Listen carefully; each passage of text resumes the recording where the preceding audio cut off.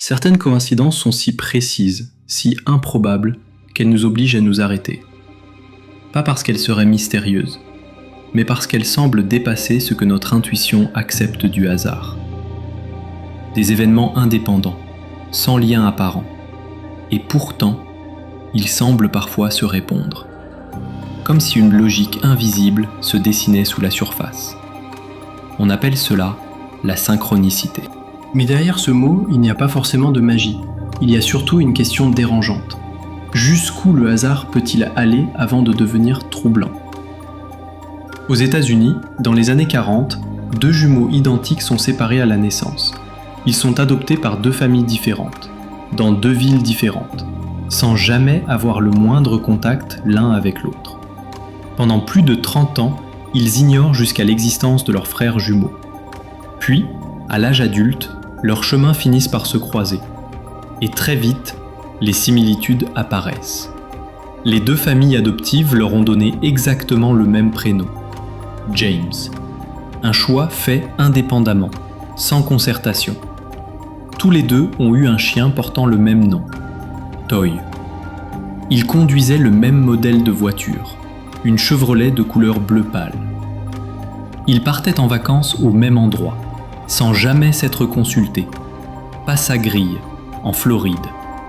Ils souffraient également de la même maladie chronique, des migraines sévères, et partageaient la même manie nerveuse, se ronger les ongles. Leurs parcours sentimentaux présentaient eux aussi des parallèles troublants.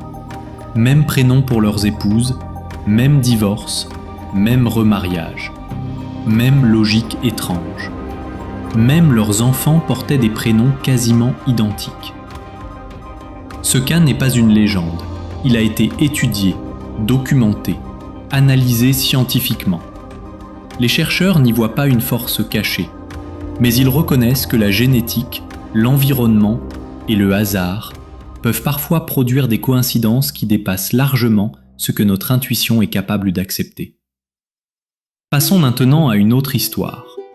En 1898, l'écrivain américain Morgan Robertson publie un roman. Il y décrit le naufrage d'un paquebot gigantesque, présenté comme pratiquement insubmersible.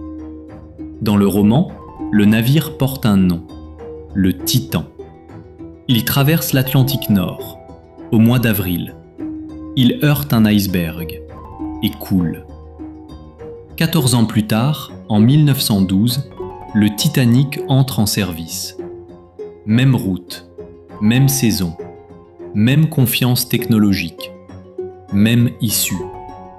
Les similitudes sont troublantes. La taille, le tonnage, la vitesse. Et surtout, le nombre insuffisant de canaux de sauvetage. Morgan Robertson n'a rien prédit. Il connaissait simplement les tendances de son époque. Mais l'accumulation de ces ressemblances reste suffisamment précise pour continuer à troubler plus d'un siècle plus tard. Ajoutons enfin une troisième histoire.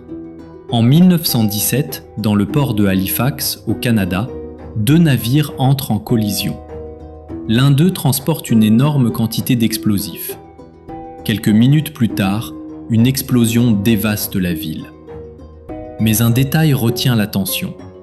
Ce jour-là, un nombre inhabituellement élevé de personnes n'était pas là où elles auraient dû être.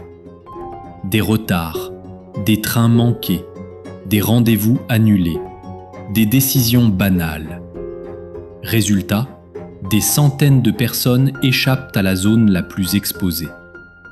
Statistiquement, ce n'est pas impossible, mais observé a posteriori, cette accumulation de petits hasards reste profondément troublante. La synchronicité ne cherche pas à expliquer le monde. Elle révèle surtout les limites de notre intuition et les angles morts de notre compréhension du hasard. Certains physiciens parlent de mondes parallèles. La théorie quantique montre que la vision que nous avons du monde est loin de correspondre à la réalité profonde de l'univers. Quoi qu'il en soit, ces exemples montrent clairement que le hasard est bien plus complexe et bien plus déroutant que ce que nous imaginons, et que parfois, face à certaines coïncidences, la seule réponse honnête reste le doute. Sur Chroniques extraordinaires, nous explorons ces zones grises où l'histoire, la science et la psychologie se rencontrent. Parce que comprendre le monde, c'est aussi accepter qu'il reste encore des zones d'ombre. Dites-nous dans les commentaires si ces mystères vous ont fasciné. Abonnez-vous pour ne pas manquer nos prochaines explorations.